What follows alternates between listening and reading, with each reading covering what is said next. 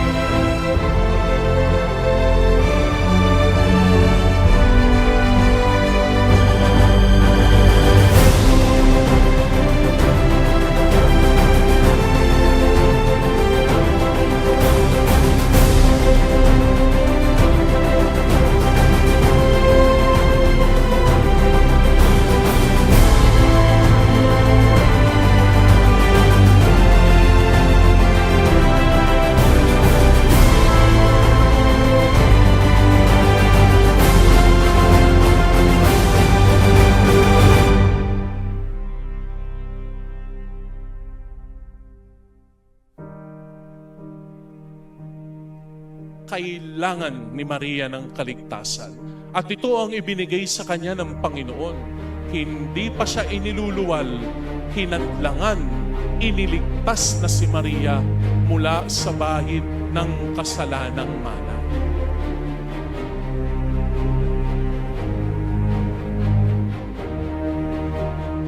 Ang pagkakaiba natin kay Maria, si Maria, kahit na nung lumalaki at tumatanda na, hindi pa rin gumawa ng kasalanan. Pero tayo, nahulog sa ating mga pagkakamali at mga kahinaan. Kaya wag nating sabihin, swerte ni Maria, di automatic na pala, iniligtas na siya ng Panginoon, hindi na siya nagkasala. Aba, hindi. May papel si Maria. Namuhay siya ng isang banal na buhay. Ibig sabihin, may pagkakataon ba si Maria na magkasala? Abay, mayroon. Natutukso si Maria. Pero pinili niyang manatiling banal. Ito ngayon ang tinuturo ng kapistahang ito ng Immaculada Concepcion.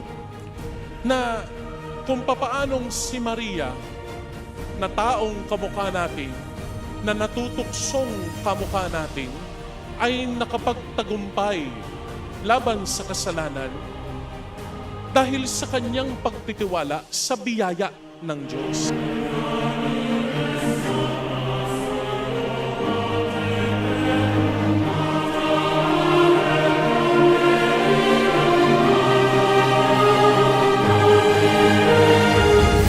Kasi kung mapapansin mo si Maria, para sa kanya, ang lahat ng ito dahil sa biyaya ng Diyos. It is because of the grace of God. She has been filled with the grace of God. She retained that grace. She believed in that grace. And she believed that it will be the grace of God that will do great things for her. Hindi kamukha natin. Tayo kasi, madalas umaasa sa sariling husay. Umaasa sa sariling solusyon, lunas, abilidad, galing. Malulusutan ko ito, magagawa ko ito, kaya kong gawin ito. Kay Maria, simula pa lang malinaw sa kanya, hindi ako, kundi ang Diyos.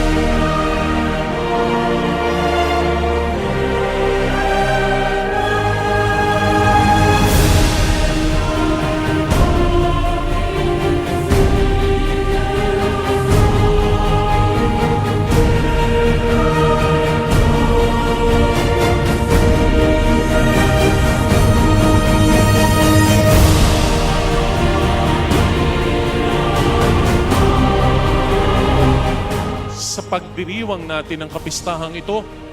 Ipanalangin natin sa Diyos na tayo ay makasunod sa landas na iniwan ng ating mahal na ina sa atin, ang manatili na nagtitiwala sa biyaya ng ating Panginoong Diyos. Dahil walang hindi mapangyayari ang Panginoon kung hahayaan nating kumilos ang kanyang biyaya sa ating buhay.